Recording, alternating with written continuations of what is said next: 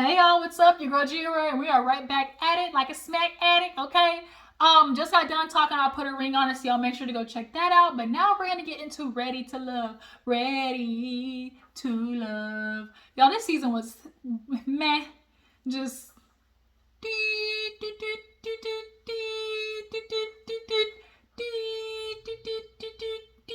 like it had like its little moments, and then after that, flatline. Overall, one thing I don't like about the Ready to Love reunion is like I really don't feel like they be getting into stuff deep enough. Like they really don't be.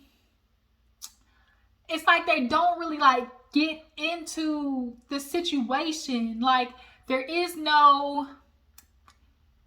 It's like I don't even know how to explain it. Like there really isn't a like they don't get into the particulars of the situations. Like for instance, when it came to Jeffri, Advocate Sue, and Blake, y'all bring them up and don't even get into the fact that Blake said that he would have chose Jeffri. Like I feel like Ready to Love just be skimming over the top of stuff, and I get it, y'all got a time crunch. Y'all gotta stay within the time that y'all rented the facility, but god dang, like, can we actually get into the stuff that like needs to be discussed?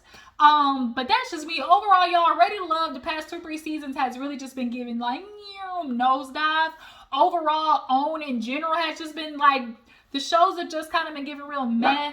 I'm feeling like this season of Marriage Huntsville is gonna kind of give real meh. I haven't watched episode 2, so y'all stay tuned for that. But nonetheless, y'all, let's go ahead and get into Ready to Love.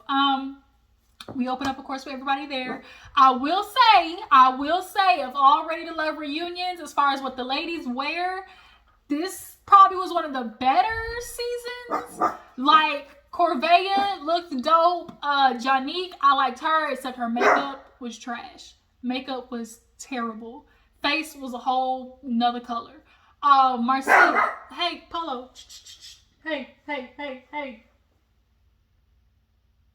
Come here. Hey, come here. Shh. Sorry, y'all. Polo trying to make himself known. But yeah, Corvea looked dope. I did like Morgan's to an extent. I feel like something could have been taken off. I don't know if maybe like the strap across the shoulder. I don't know. Something was just like it was just like one too many things going on. I'm trying to think what else. What I liked what Cynthia had on. It was just look cute, look yang. But overall, I will say just in general, because the past season dresses the Sona ladies is wearing, terrible. Okay? The men, Andre, what is with you and these goddamn capri suits? What is it? I understand you want to be different and creative and unique, but you look like trash, garbage. Who told you to do a bipolar ass haircut and suit combination? Like, you don't know whether you want to be outside, inside, like indo, outdoor, like which one is it? But yeah, speaking of Andre, let's go ahead and talk about him and Jeffri first, because that's the couple that they got into first. So of course, we go back and you talk about my biblical husband. You just everything I wish for Andre. I just know I want to be with it, do all of it with you. Just real soft. Harpo, who was this woman at the reunion? Who was she? Because Jeffri dropped 3 whole octaves at this reunion. And when they were doing the clips and stuff, Jeffri was over there looking like Andre too. Like, she was mad, okay? But I know that you're gonna take good care of me and my children. And I just know that you're like, God made you for me. You're my biblical husband. Like, biblical schmiblical. And you talking about God and spirit and all of the universe and above bringing you the right man. Jeffri, miss me with that. But, she talked about Andre and her, choosing each other. But then after that, nigga went ghost, okay? Real ghost. Real James St. Patrick base. And she was like, I literally didn't talk to him for like a week. I told him I was going to be in town. I was like, hey, what's up? Nathaniel. She said she got nothing back. And then all of a sudden, Andre started talking about, I'm feeling attacked. Everyone was like, ain't nobody attacking you. The fact that her simply just, either defending herself or stating what the issue is, and you're already giving like, oh, you're attacking me, like manipulative. Like that man's got narcissistic qualities. Like that's very manipulative the way he was playing that. I'm already feeling attacked. I forgot who said it was across the room. It was like, ain't nobody attacking you. I think it might have been Morgan. But he was like, no, there was a lot of things with Jeffri I couldn't address during the process. And she was like, no, he talking about my kids. And it's like, you couldn't address her kids during the process. Even when she went to go meet your sister, the kids were brought up. Like, I'm feeling like in the middle on this one, because yeah, on one side, it's like, you really are looking for an out. Andre, you were looking for an out. You were looking for whatever reason, to skedaddle. But also, Jeffri's a little off, y'all. And in this situation where she has two baby daddies and neither of them are involved in children's life, like, I would ask questions too. Like, I'm going to ask questions. If I'm going to be in a relationship with you, I got to ask. So, okay, what is a relationship like with their fathers? Like, do they want to come see them? Like, is that something you want to build? And, when asked about the relationship with the kids and the dad, Andre was like, yeah, she's giving me like different answers. And she's like, no, what I'm not doing is giving, oh, go sit at home and wait for this man to be a daddy. She's like, I'm not chasing no nigga to be a daddy. And a lot of times that's what a lot of moms end up doing. They end up chasing men, trying to make them be fathers to their children. That's just the truth. And the way she said it was like, black men do this every day. Woo, when I tell you the dun-dun-dun-dun, boy, the capes came on, didn't they? Everybody just said, let me dust this cape off. Dust that bad boy off. And everybody was like, whoa, whoa, whoa. She was like, yes, they do this every day. And some of the girls validate like, well, that's her experience. And the truth is, yeah, not all black men, but at the end of the day, we're still talking about, there are black men who do this every day. I do think Jeffri has a little bit of there's a complex about her that I'm still trying to put my finger on. Like, it's damsel in distress / confident, because she's telling Andre, you should be grateful to be graced with my presence. The fact that you can even sit beside me. He's like, well, I'm not feeling grateful. But Andre, you are definitely, you're definitely pushing it. Like, Andre was fake, first of all. I think Jeffri got with him thinking, oh my God, he's on the Forbes list and he's got this lifestyle. He's going to save me and my children because, like I said, God made you for me and you're my biblical husband. All of a sudden, who was this at the reunion, y'all? Will the real Jeffri please stand up? But nonetheless, those two kaput, done, over. Just is what it is. It is over. And I do have questions about the fathers, though. I do. How is it that both of them, like, you chose twice and, like, neither of them were in their kids' life? And he said, oh, kids, something about kids not voluntarily, like, saying, like, I don't want to see my dad. So, like, if it's them, then it's got to be Jeffri. Like, she's telling them that. Like, I guess he feels like she's influencing the kids not to see their father. Now, there are women out there like that. There are. But in comparison to women who are like that versus dads who just put their hands up when it comes to raising their kids, like, that way happens a lot more. But overall, do y'all think Jeffri is capable of, like, kind of manipulating her kids into not liking the fathers, or, kind of throwing things out there that make them not want to be with their dads? Like, I could see it. Like, I could see Jeffri being that type, y'all. I'm sorry, I could. I'm not saying she is, but, like, I don't put it past her. But Andre, until she showed you without a shadow of doubt that that's the type of woman that she was, this little idea that you're giving, like, is trash, and you were looking for it out. So moving on, we start talking a little bit, who do we get into? I think Corvea, and like everybody, and the extra say that the guys had, that they didn't use, and everybody was so confused, like, why did y'all not use it? Like, they could have saved Janique and didn't, and Demario, whatever, he went to bat for Corvea, and Corvea's like, yeah, I heard that, but what does that matter? Because, girl, like, Demario was trash. Like, he really is. We addressed how he ended up talking to Jeffri at that meeting talking about, I didn't get to see her real face or some shit like that after she kissed old dude. But nonetheless, they get to talking about Corvea and how her approach kind of, rubbed some of the men the wrong way. And nonetheless, Corvea came like with, here are my requirements. Like, and it sounds bad, but like, it's only coming off bad to y'all because it's something that y'all can't do. If it's not a big thing to a man, like what a woman like asks what her requirements are, it's like he not even gonna bat an eye. But she came, saying, look, I get, if there's something I splurge on, it's on shoes. Because Demario asked her, it wasn't like she just said, oh yeah, I gotta have nice shoes, or just like bragging about it. Like Demario was asking her, like, what's the one thing you splurge on? And she was like, yeah, I like a good pair of shoes. Then she brought up how Lyndon, still lives with his friend.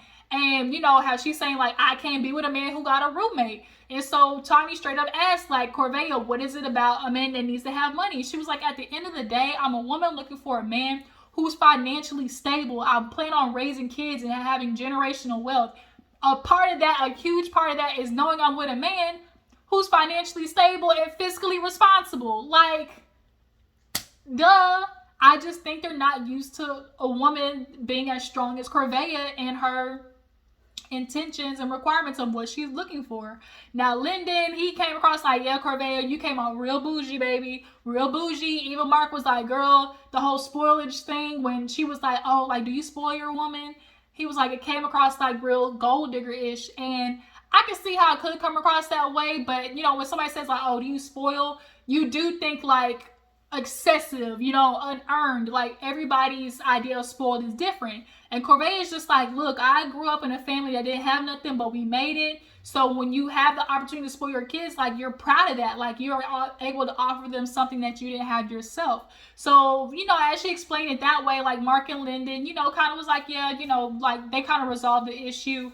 But Lyndon also was upset because he heard that Corvea basically might have been talking shit. And was like, oh, Lyndon tried to kiss me type situation. So she's like, where the heck did you hear that from? And he was like, Jeffri. And Jeffri was in the back like, I heard my name. Jeffri messy as hell. And so she's like, I don't remember saying that. I do think she remembers saying that, but play amnesia. Play Portia, girl. Go ahead and play Portia. Who said that? But yeah, do y'all believe Corvea remembers saying that?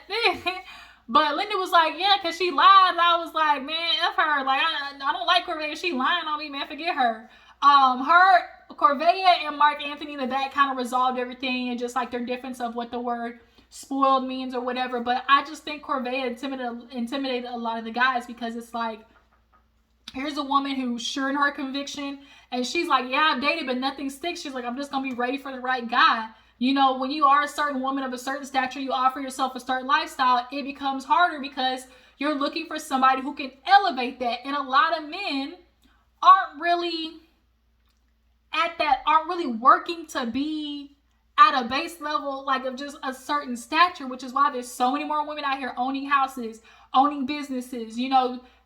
It's said that more women are business owners now, and single mothers are homeowners and stuff like that. Like, more degrees with the women. Look, we're stepping it up, and like, y'all are basically mad that women are stepping their cookies up. Y'all be like, oh, bring more than coochie to the table. We come with degrees, a job, a certain lifestyle, and then it's like, oh, well, that's too much. You too much of a man. I don't want it. So, and then if I don't have that, like, and I can't support myself, but I say I'm looking for a man to take care of me, then I'm a gold digger. Like, y'all see how ass backwards that is and how contradictory? Like, niggas be talking out of both sides of their neck, and it's exhausting. But after the Corvea segment, they bring everybody out, so we talk about Blue. Blue, he was kind of like the silent assassin. Like, Blue, I think, was a good choice for a lot of people, but he just wasn't like aggressive, be aggressive. Like, he didn't really like was forthcoming or tried to date people like that. He got into with Marcia and Janique and Jeffri, like, he was into them. But Blue, they talked about him, not necessarily being aggressive. And, Tommy was like, yeah, what was going on? He was like, I just had to, realize I had to teach myself to just, push. But Janique, confronted him about, like, I'm confused because, he told me, like, after I basically was eliminated, like, oh, well, that's good. Like, that means you can only date me. And so Tommy was like, well, did you say that? He said, yeah. Now, I appreciate the fact that he was candid AF and admitted to saying it. Like, I can appreciate that. Polo. Shh.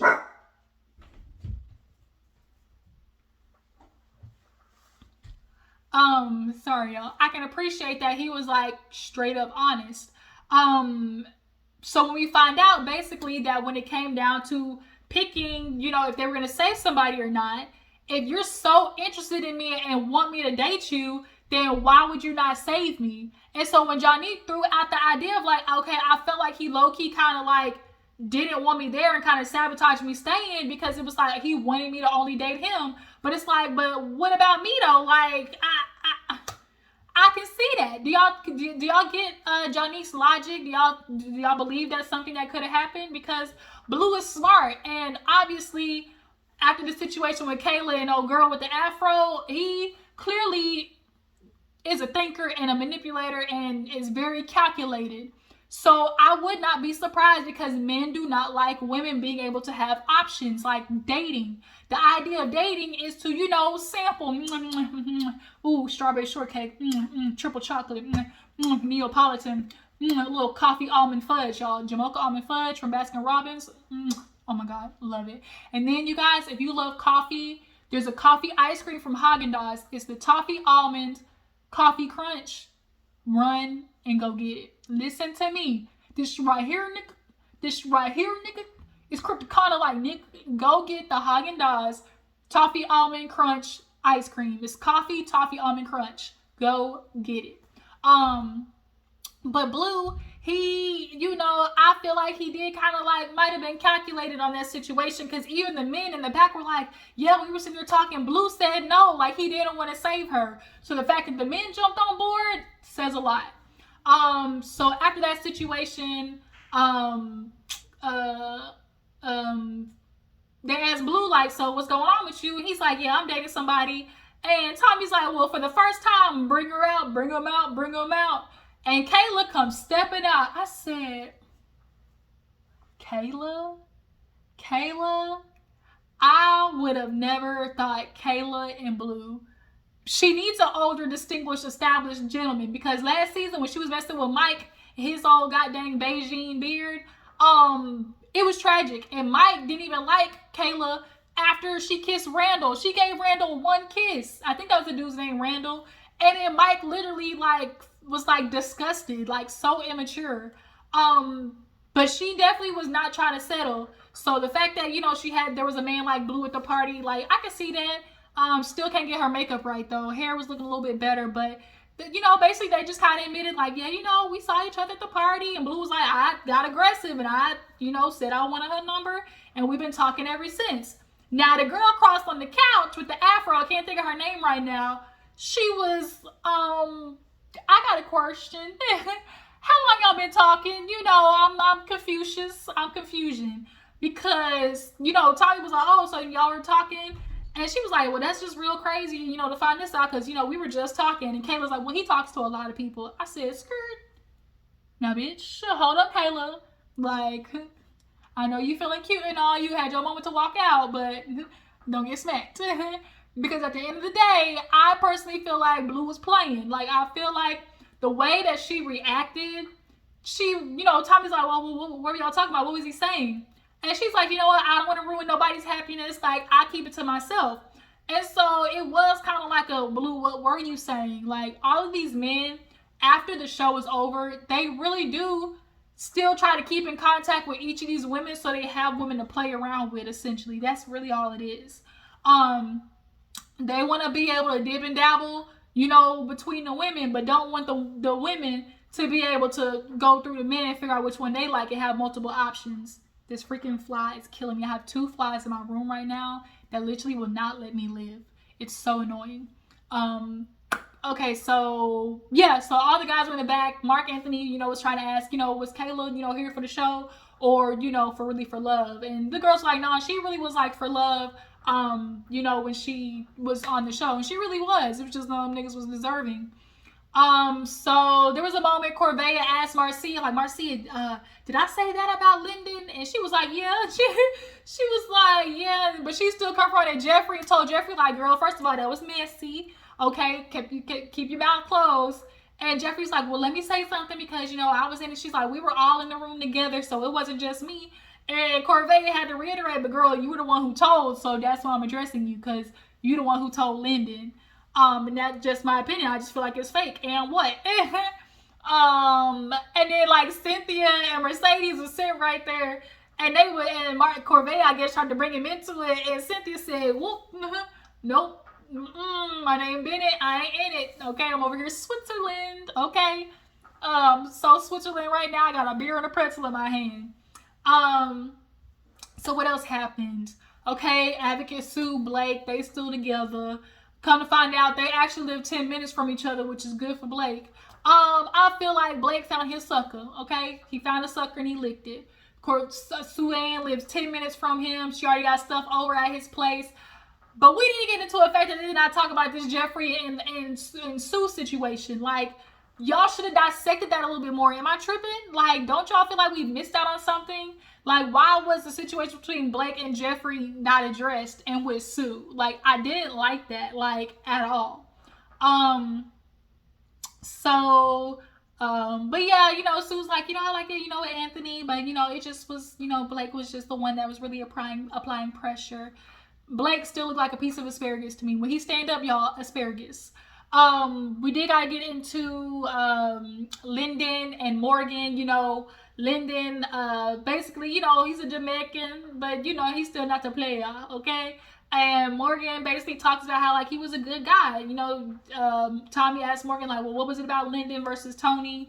And she was like, Lyndon, he was just a good guy, a friend. He was honest. I really appreciated him. I just knew I couldn't keep, going on like that at all. And so they get into the kiss video, and this is the first time Tony's seen it. I was like, did you not watch this shit on TV when it came on TV? But that's his first time seeing it. Didn't nobody really know, unless they filmed the reunion before it aired. Oh, maybe the episode hadn't aired yet because I was at the very end. Ooh, yeah. So Tony got a little surprise, motherfucker. Surprise. And so, yeah, didn't nobody know about the kiss. And so it was a good kiss. It was passionate. Even Cynthia was in the back like, yeah, that was passionate, girl. I said, Cynthia, okay, girl, we get it. Like, don't blow up Morgan's spot, but it was a good kiss, y'all. It was a really good kiss. But yeah, they just kind of talked about it's just kind of like not right timing, essentially. And, I really think it's just like, unfortunately, Lyndon, like, you have a roommate, bro. Like, these are grown-ass women. Like, I don't want to walk in your house and you got a roommate. Like, we not even going to be able to, hey, little shawty, let me whisper, yeah, at all, because you got roommates. How am I supposed to hop on and do a full split if you got a roommate? That don't work. So yeah, I just think it's like he's just not properly established yet. Basically, is the thing. Yeah, Tony was upset. He tried to keep it real calm. Tony was trying to keep it real cool and composed this reunion. But nigga, we see the crazy in you. I knew from the first episode. I told my sister like, Tony looked like a nigga who punched holes in the wall. And we see as the season went on, that anger and underlying crazy was coming out. So did I miss anything before we get to the last part? I talked about Francois, whatever his name is, the sex addict. He talked about stuff. Basically, everybody was too stiff. What else happened? We had Jeffri. We had, let's see. We had Jeffri, Jonique, Corvea. Did we address all of those? I feel like we did. Who else was beefing? Jeffri, Andre with his little, messed up top bun. I really need him to cut that shit off. Like, I just really need him to cut it. Cut it all the way off. It's not cute, Andre, at all. Okay, I feel like that was it. So yeah, let's go ahead and jump to the end. So now we get to Morgan, Lyndon, Tony, the love triangle. So they do the playback, and they're sitting down, and basically Tommy asked Morgan, what is it about Tony? And she basically was like, he, as they said, the man's man, real aggressive, you know, it's like, come here, girl. And so she was attracted to that. You know, a woman likes a man to be aggressive when it comes to pursuing her.